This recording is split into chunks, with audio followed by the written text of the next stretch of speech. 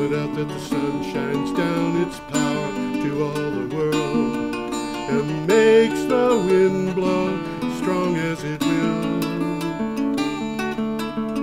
I wonder how gentle rains can fall upon the land, so lovely earth can stay lovely still.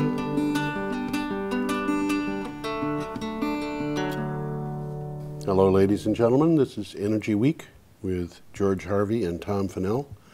I am George Harvey, and Tom, unfortunately, is still under the weather. He has had, excuse me, multiple issues, and he is recovering, I believe, well at this point. So I'm hoping to have him on next week.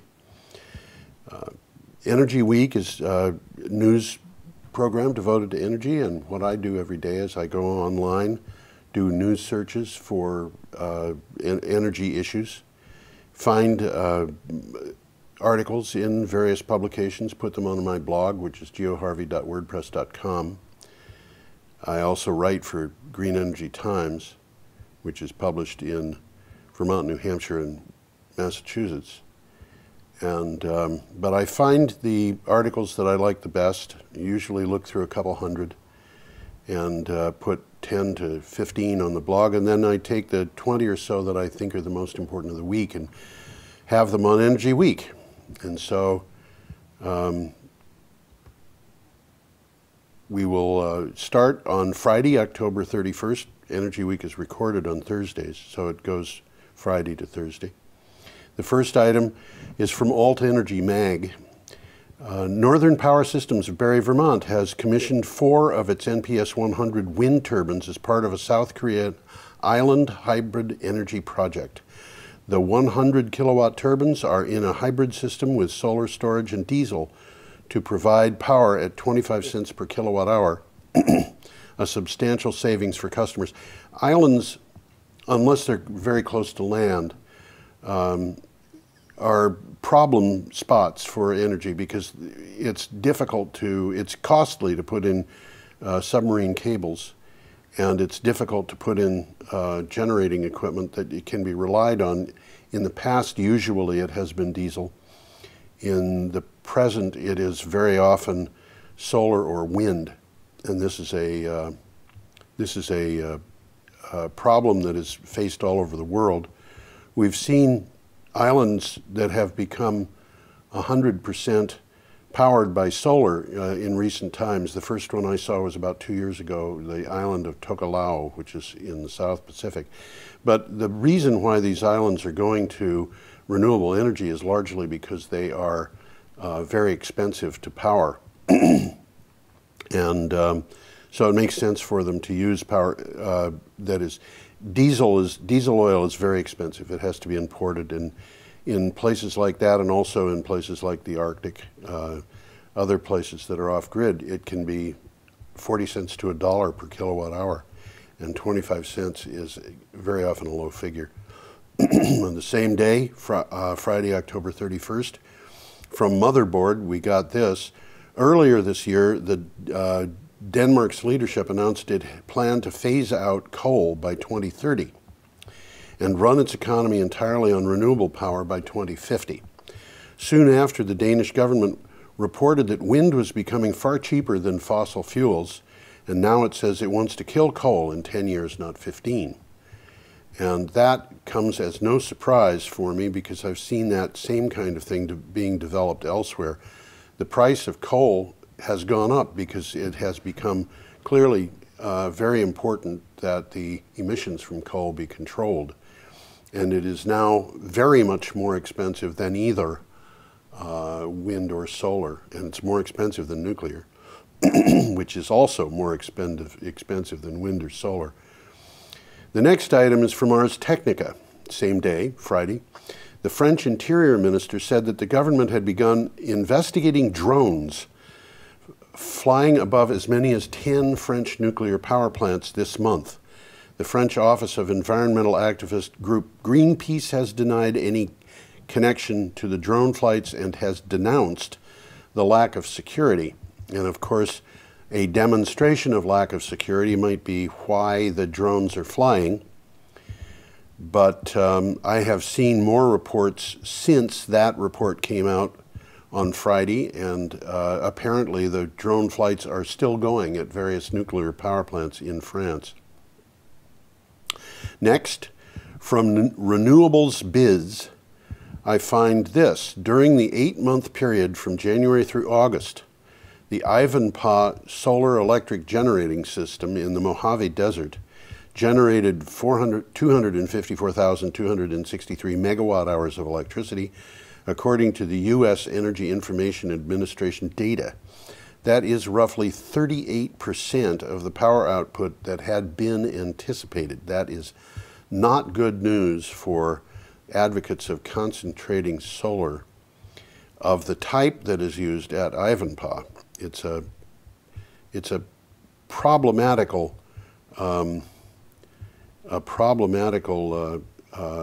way to make power, because there are bird deaths associated with it. The birds fly. The way that it works is that you have hundreds of mirrors concentrating sunlight onto a tower, and in the tower is a body of a liquid, which in this case I believe is salt of a particular type. The liquid is has a melting point that is sufficiently low that it can be kept liquid at what is in effect a very high temperature. But the idea is you heat up the liquid. You don't use water because it would boil. You heat up the liquid and store it, and then the power that you're generating comes from using that liquid to power thermal power. And the problem is that the concentration of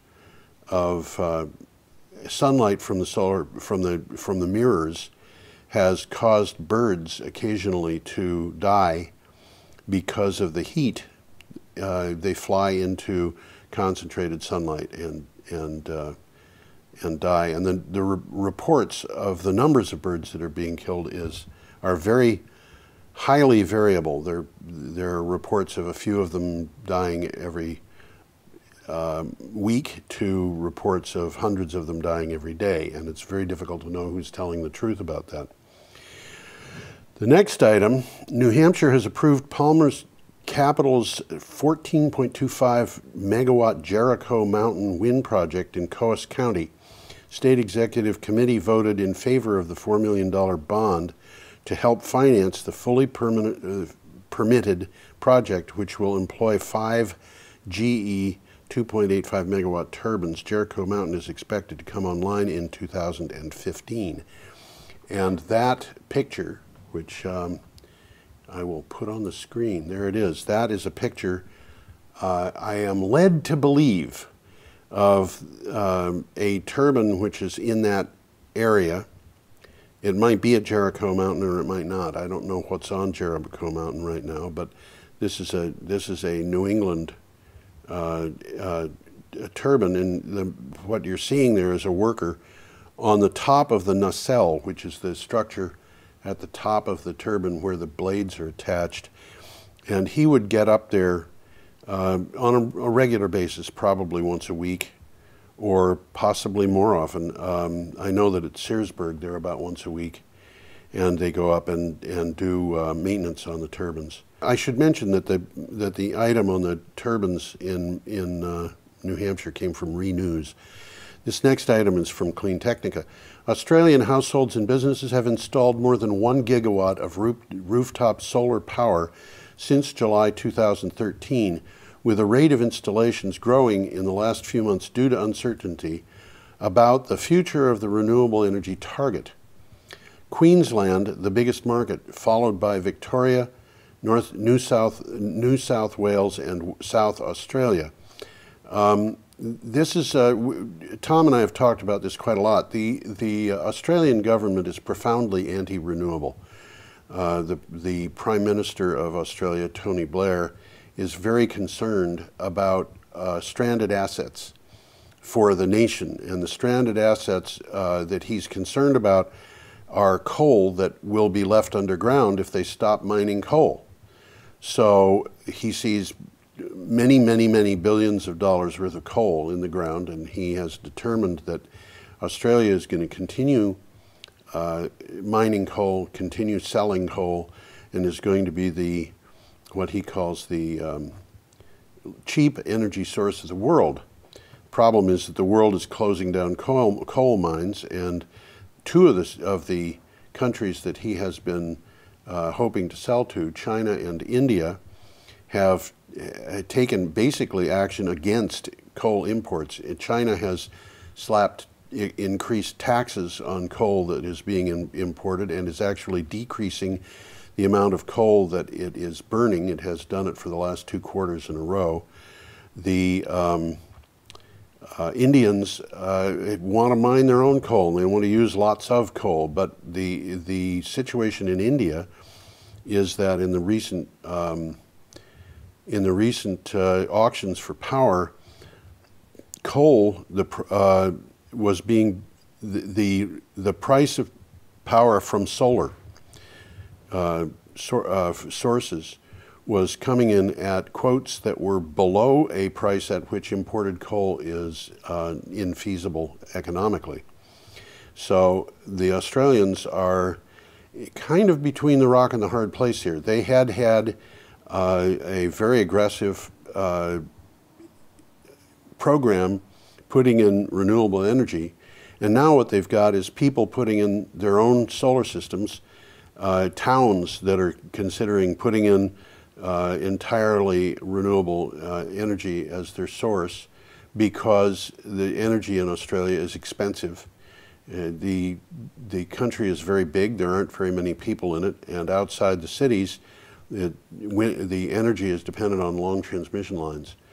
And the maintenance of those lines, the installation of those lines has got to the point that it's so expensive that even the utilities are starting to say that some of the more remote customers should be set up with their own energy generation system and storage system so they go completely off grid. There are communities that are talking about going off grid in Australia, and here we're seeing a gigawatt of rooftop solar going in basically in 4 states of Australia over the period of a year. For a person who wants to know what a gigawatt of solar is, it's not like a gigawatt of nuclear. A gigawatt of nuclear is going to provide, well, we can think of it in terms of the Vermont Yankee plant, which is 640 megawatts. And that plant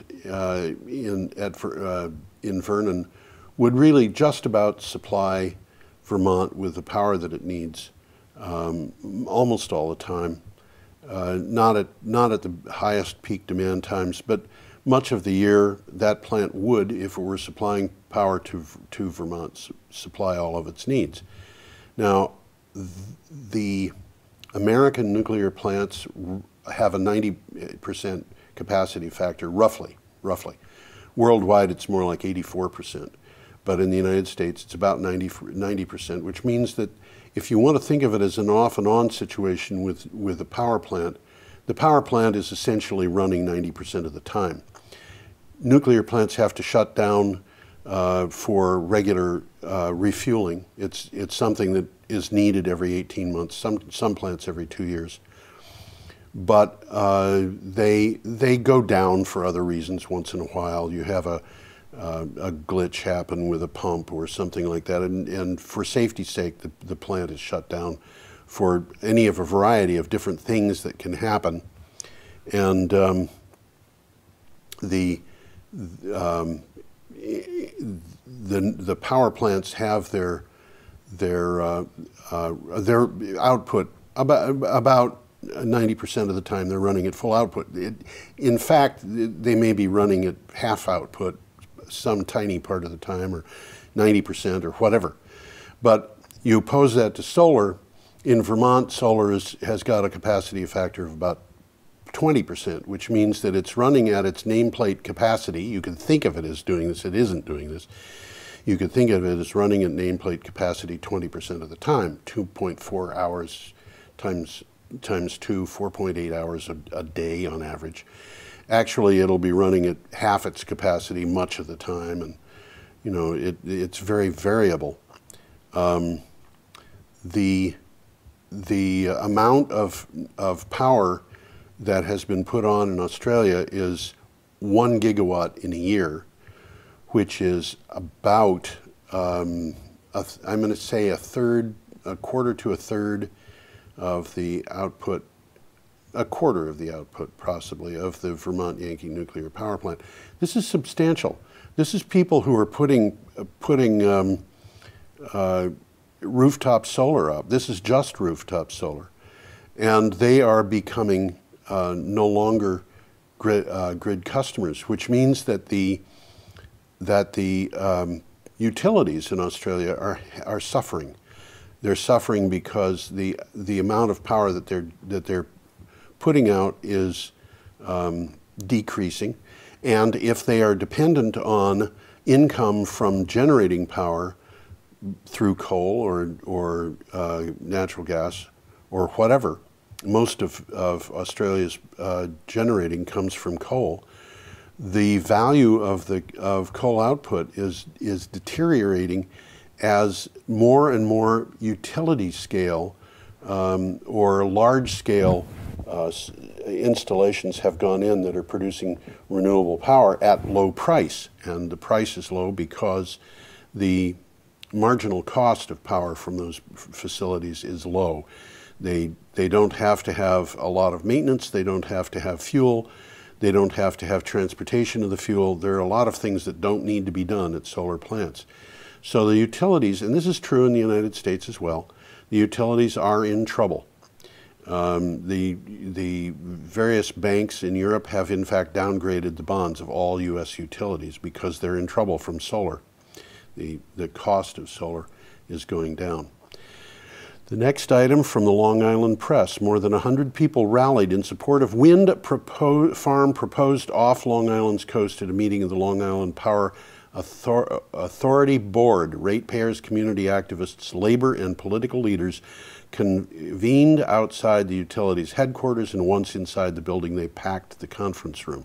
This is an interesting contrast to what happens in other places sometimes, where anti-wind activists have become very aggressive in their pursuit of the business of preventing wind farms from being installed. I should point out, by the way, one of the organizations that supported Cape Wind, which has been permitted now, was the Massachusetts Audubon Society. Another one was the Maine Audubon Society.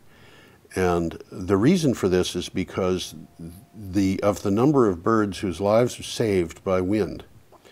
And that is counterintuitive to a lot of people, because they think of wind turbines as something that could hit, the blades could hit birds, and in fact they do sometimes.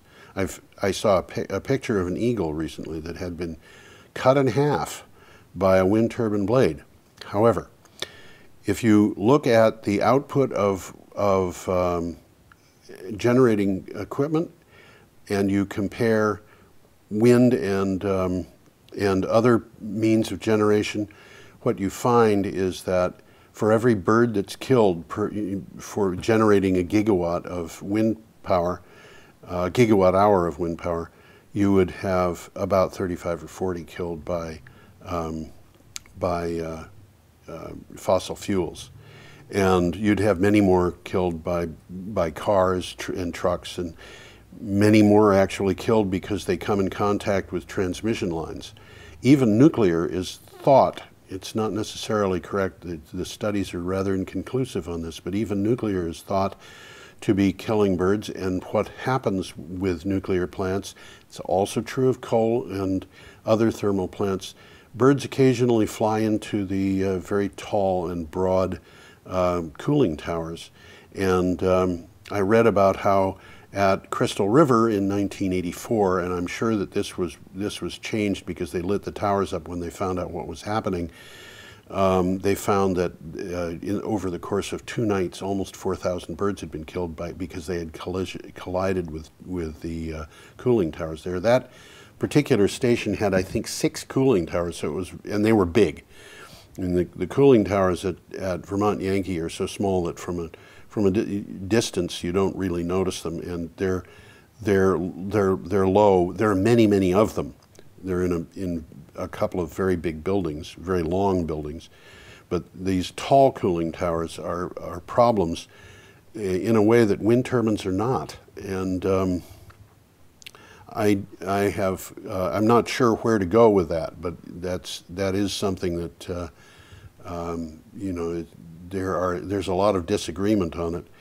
The Audubon Society, however, has looked into it, and they support wind turbines in many places, not all places. The next item on Sunday, November 2nd, from phys.org, I'm going to bring up a picture here. The United Nations expert panel on climate science on Saturday finished a report on global warming that the UN's Environmental Agency says offers, quote, conclusive evidence, end quote, that humans are altering the Earth's climate system. The document is scheduled to be released on November 2nd. And of course that document was released, and there's still a certain amount of hedging on the question of whether this is in fact conclusive. There are people reporting that it is not conclusive. I saw some very interesting studies that were done a number of months ago, not years ago. About a year ago or a year and a half ago, some studies came out that suggested that the cause of global warming was really not known. The studies were saying that there were 3% of climate scientists disagreed with the idea that human beings were causing global warming. Actually, what it meant, what these were studies based on other studies in which 97% of climate scientists agreed that global warming was being done by human beings. And that difference led somebody about a year ago to do a study that I saw of how many scientists actually did disagree rather than withhold opinions. And what was said was that there were 97% of scientists, this is 97% of about 9,000 some odd hundred scientists who had published several thousand papers, peer-reviewed papers. 97% of them said that climate change was happening because of human activity. The other 3% were not deniers. The other 3% simply never published what their views were. And so he looked into it to find out what percent actually did deny that global warming was happening. And he was able to find one scientist who said that he believed that there was no global warming, and that his study that was published, he was the sole author of the study. But he said that that he was very glad that his study had come to this conclusion, because if global warming is happening as a result of human activity, it will mean that a disaster will happen in the Russian economy. He was very interested in supporting the Russian economy, which is 65% roughly dependent on the export of fossil fuels. And basically, when they're saying conclusive evidence in this thing that came out over the weekend, they're talking about, for practical purposes, all scientists agreeing that the evidence is pretty much conclusive. There is no alternative explanation. When you look at the numbers, you don't see the alternative explanation being developed. So climate deniers are in extremely small numbers. And one of the responses to this that came from the Heritage Foundation was, they said, these scientists, all of them are lying. And they have their scientists who disagree. Their scientists are looked down on and called names like being called deniers. And I wondered when I read that if they could actually produce, they said that they had scientists, they used the plural. I'm wondering if they can produce more than one. I'm not sure that they can.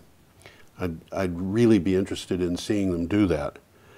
The next item that we have, also the same day, Sunday, November 2nd, from Clean Technica, plans will soon, for what will soon be the biggest municipal fleet of electric vehicles in the nation, were recently pushed through in the city of Indianapolis. A new initiative dubbed the Freedom Fleet. The EV fleet of 425 electric vehicles or plug-in hybrid electric sedans is expected to be deployed in early 2016. The police will continue to use gas-powered cars. These are sedans. I don't think they include other types of emergency vehicles, but what they're trying to do is to get all of their cars to be electric. And I think at this point, honestly, I would have to say, if you want to buy a car, look into getting either an electric car or a plug-in hybrid electric. I personally would go for electric. I don't go for long drives, so I don't have to worry about ranges that are in excess of 50 miles, and most of the plug-in electric vehicles have ranges well in excess of that now. The cost of an electric vehicle is low. It's gone down to the cost of approximately the cost of a gas-powered car. With the incentive, it is below the gas-powered car in many cases. And the cost of maintenance is extremely low, especially the all-electric. Hybrid vehicles have a tendency to be expensive because they're very complicated. I used to have a Prius. I loved it. But if I were to get a new vehicle today, I'm pretty sure it would be an electric vehicle. Certainly not. It would certainly not be a gas-powered vehicle, exclusively gas-powered vehicle. I think maybe the Chevy Volt is an all-electric vehicle that happens to have a gas-powered generator on board, and that means that its range is like the range of any gas-powered car, and that would be an attractive vehicle for a person with a longer range. And I know that a number of organizations like Green Mountain Power uses a Chevy Leaf. On Monday, November 3rd, when the European Commission came forward with its proposal for a 2030 energy and climate framework earlier this year, transportation was a missing piece. We're still on the electric vehicles. Transportation is responsible for around a quarter of the EU CO2 emissions, a share that is increasing while CO2 emissions from other sectors are generally falling. This is from Business Green. Now, the push for electric vehicles in Europe is pretty much underway. There are places where they're becoming extremely common, such as Norway, and the Europeans are also pushing bicycles and other forms of transportation, and of course, mass transit.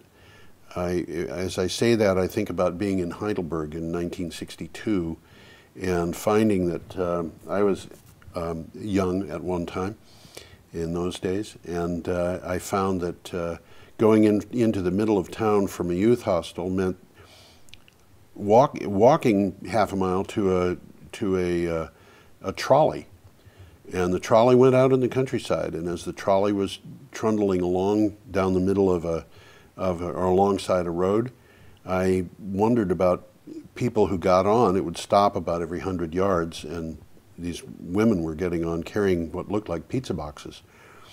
And I asked somebody who was sitting next to me what they were, and he said, "Oh, those are boxes full of eggs."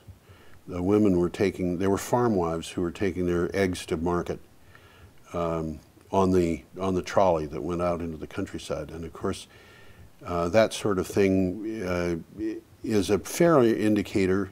I don't know that trolley's even running anymore, but it's a fair indicator that of an environment in which mass transit is more commonly used than it is in the United States. And if we had that kind of transit in Brattleboro, I think that it would be possible to go by train from Brattleboro to Putney and Bellows Falls on a regular basis at low cost, not having to take Amtrak in the process. But we have buses that are on roads. The trains are much more efficient. They can be run at a lower power for a variety of reasons. That from Business Green. Now from allafrica.com, we have this item. Staff at South Africa's, I don't know how to pronounce it, Majuba, M-A-J-U-B-A, electric station, noticed a crack in a coal storage silo on Saturday afternoon. 40 minutes later, the structure collapsed, causing the station's output to drop from 3,600 megawatts to 1,800 megawatts, and later on it dropped to 600. Now there are rolling blackouts in Cape Town, Johannesburg, Pretoria, and Port Elizabeth. And this is a big concern because South Africa, in South Africa, the economy was growing very fast. The electric infrastructure was not growing very fast. And like a lot of places around the world, the combination was putting a real pinch on electric production, making things difficult. And the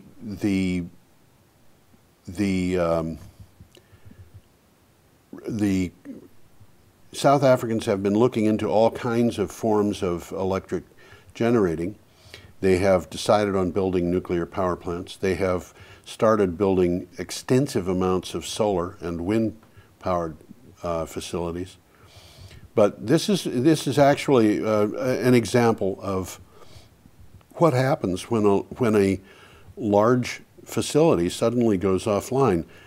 The amount of power that's involved in this place is let's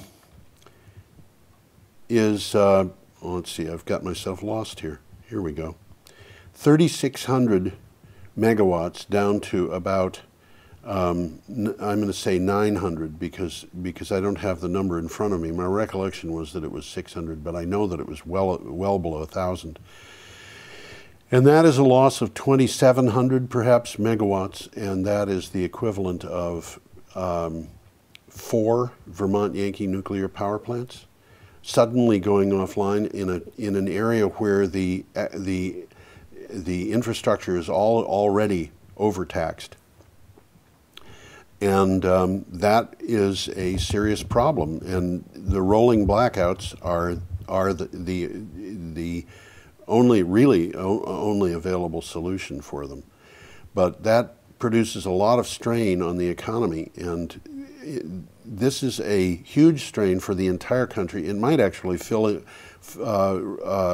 it may actually strain other countries. I don't know whether there are transmission cables connecting South Africa with other nations, but it's possible. And this is a problem that is not going to go away instantly. It's not the kind of thing that you can just put a Band-Aid on that silo and refill it.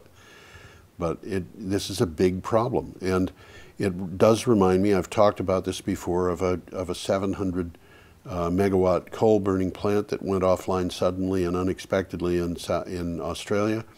And the price per megawatt hour of electricity on the local grid system jumped from $63 to $11,499 over a period of 5 minutes. And it took some time, it fell back over the next 10 minutes to a figure upwards of $2,000 per megawatt hour. But to get back to the 63 that it had been took quite a long time. And that's the kind of thing which in our power generating facility that we have in New England, the cost would not go to the, it would not be applied to the electric bills of residential customers because of the way that we bill residential customers. It's a cost that would have to be absorbed by the utility temporarily, and when the utility asks for an increase, the next time it does, it would say, well, look, this is the kind of thing that we have to be prepared to deal with. We have to be prepared to deal with this financially. So they would look for an increase that would allow them to make more profits so that they could cover the costs that they would have to do. And the fact of the matter is, Green Mountain Power I've seen situations where Green Mountain Power was selling power for 14 cents per kilowatt hour, which it was buying at 60 cents per kilowatt hour because of that market being structured in that way. And under the circumstances that prevailed at that time, which is a cold snap, and I forget whether it was last winter or the winter before, we had very cold weather, and the result of that was that they had to buy power at higher prices. The next item coming up is from the Columbia Missourian, a 700-mile interstate power line promises to deliver wind-powered electricity to Columbia, Missouri at nearly half the price the city now pays. Columbia would pay $20 to $30 less per megawatt hour for electricity, according to Clean Line Energy Partners, the company behind the project. And that project is, of course, bringing in electrical power from wind farms. Actually, it could be solar farms if they're farther south or anywhere. And solar farms are being put up in Scotland, for crying out loud, in Alaska. But or solar power is. I don't know about solar. I know there's at least one solar farm in Scotland. The reason why this is a news item is because a 700-mile long interstate power line is not inexpensive. This is not a trivial matter to put in something like that. It's not like buying a 700-mile long extension cord. And you know, I wish Tom were here because he would talk about the size of this. In fact, he would probably have done the research to find out where that power was coming from and how big the power line was. And he'd be able to tell you, well, it's like this. You know, the lines are like that big around, or whatever. And but even the expense of that line is being covered because the power that's being generated is being generated at solar or wind farms, more than likely, and they have very low rates. They are the lowest at this point. The lowest rate we've got for power is wind. The US DOE issued a set of data not a couple of months ago indicating that the average price of power purchase agreements, these are big power agreements that were filed during the year 2013 for wind power, was $25 per megawatt hour, and which translates to 2.5 cents per kilowatt hour. And those power agreements were subject to financial support from the federal government, incentives, amounting to 2.3 cents per kilowatt hour. So if you include into it, if you increase the price by the amount of those incentives, which is to the price that where wind power would sell without the incentives, it still comes to 4.8 cents per kilowatt hour on average. And at that price, it beats natural gas in large natural gas plants quite handily in almost all cases. Wind power is the cheapest power source we've got today. There are a lot of people who are in the power industry who are unaware of that, but it is, according to the US DOE. And that is something that's worth considering. In this particular case, 750 miles, the nearest place to Vermont that can produce large amounts of power from wind is probably the area of Michigan they call the Thumb, which is just north of Detroit. And it's considerably closer to us than 750 miles. And, you know, we could buy power from that area if we wanted to, or we could buy power from other places, just like we buy power now from hydro dams in Canada. But I think what this comes to is that virtually all of the 48 contiguous states in the United States are close enough to wind plants that they could benefit from the very low prices that wind power produces. And as solar comes down in price, it could benefit from those as well. The next item that we have is on Tuesday, November 4th. It is from the Scotsman. Scottish wind turbines generated an estimated 982,842, that's an interesting estimate, megawatt hours, 982,842 megawatt hours of electricity last month. If you're going to estimate, why don't you just say 982 gigawatt hours?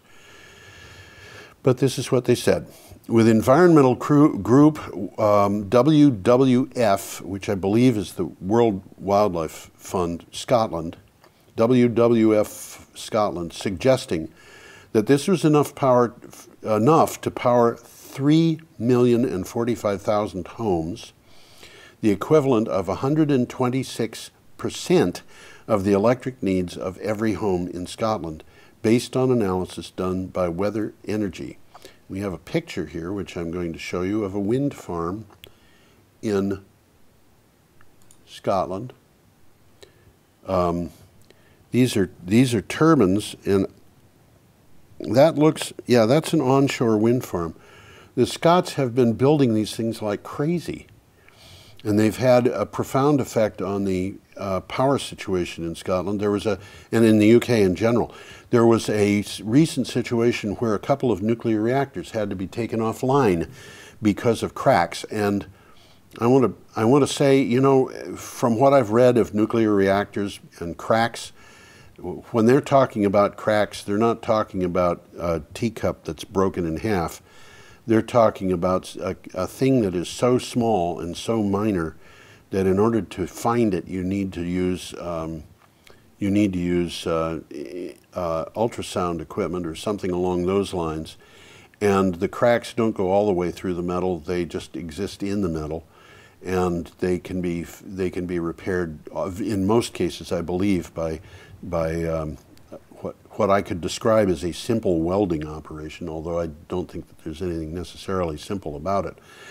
But nonetheless, when those nuclear reactors went offline, and the nuclear reactors going offline in groups has happened a couple of times in the UK in the last year, the thing that stepped in to take the power load over and deliver power so that people's lights did come on in the middle of the night when they turned them on was in most cases wind power.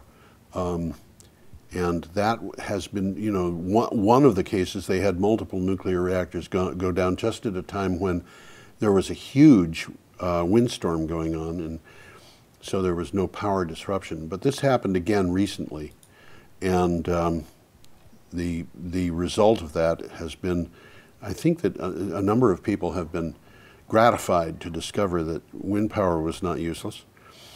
The next item from Bellona, the potential for saving electricity from used car batteries is growing steadily. This is an interesting item.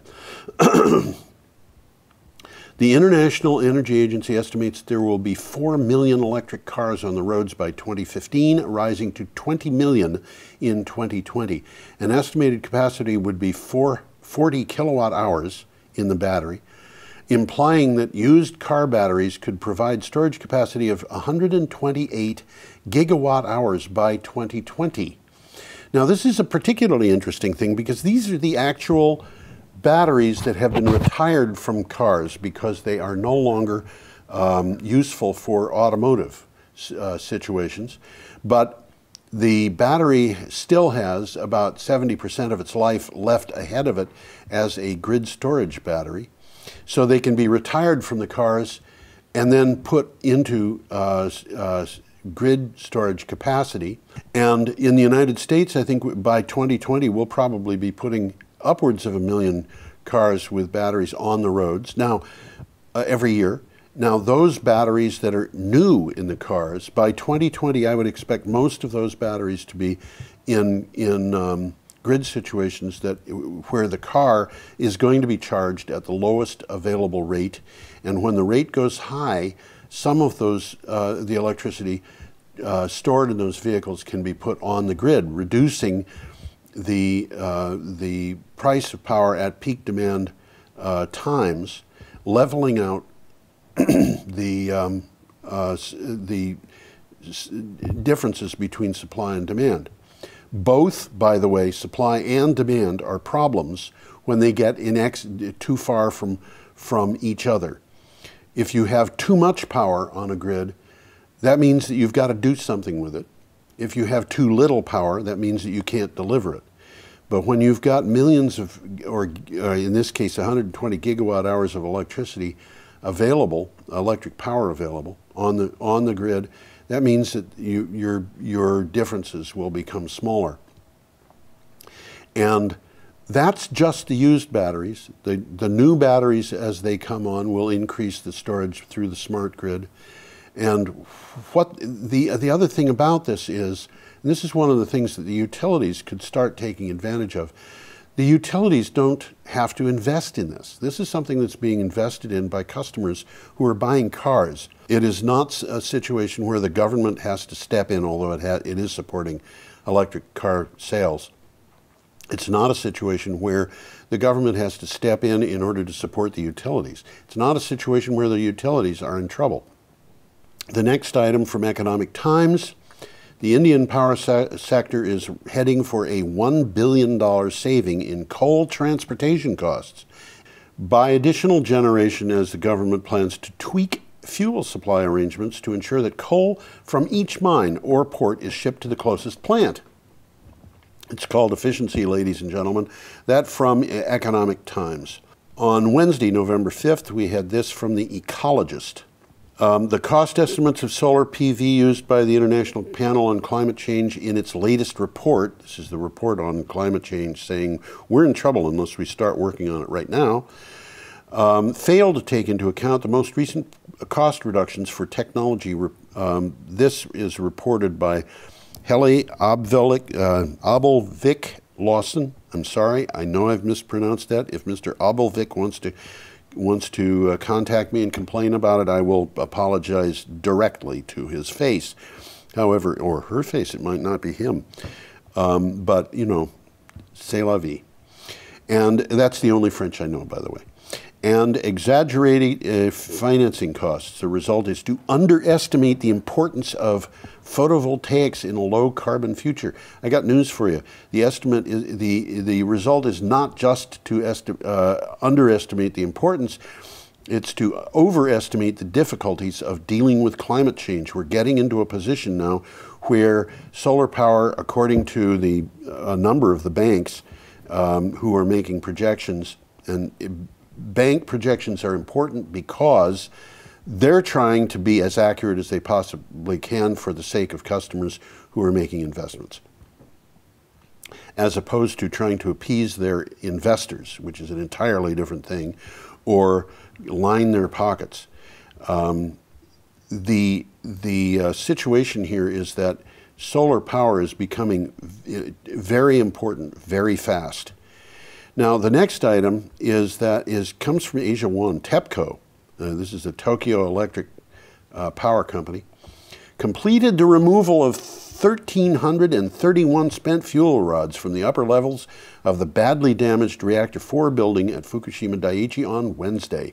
The number 4 building was a source of concern during the disaster because of fears it would collapse in another earthquake, leading to exposure of the spent fuel.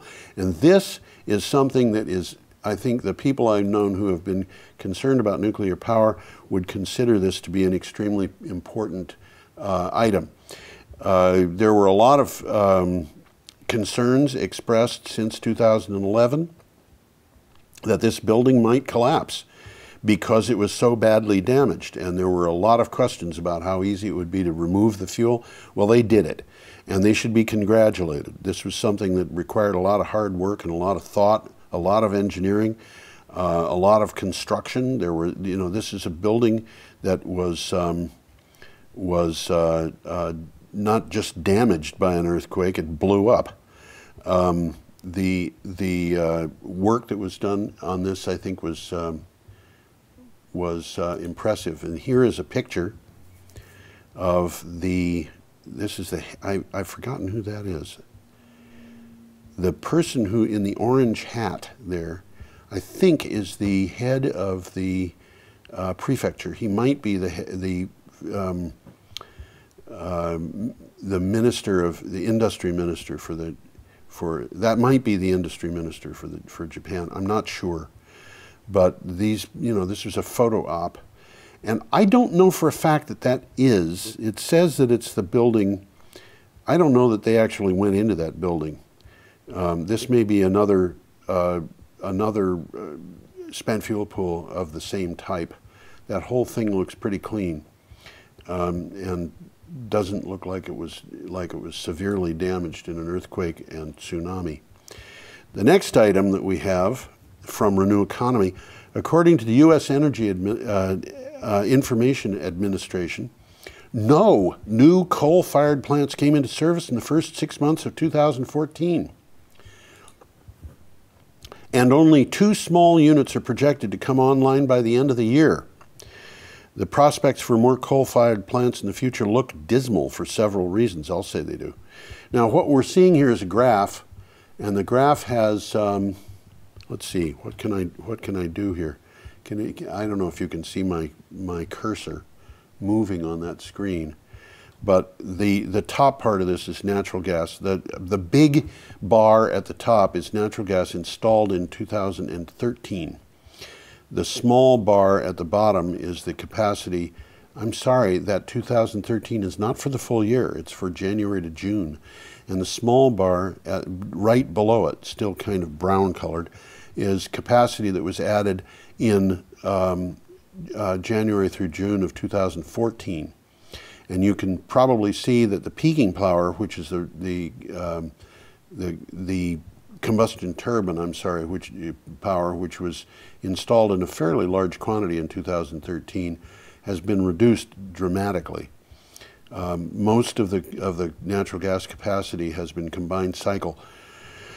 By comparison, we have had a fair amount of solar and wind being brought online, and that increased in both cases from 2013 to 2014. And at the bottom of the screen, you see coal, which was brought in 2013 and none in 2014. There are a number of reasons why coal-burning plants are not being installed. Mostly they have to do with emissions from the plants. The coal industry is extremely upset, talking about Obama's war on coal. One thing that I should point out here, by the way, is that natural gas plants and solar and wind and coal do not compare with each other. This is the actual nameplate capacity that's being added. They do not compare with each other in terms of the power that's actually generated.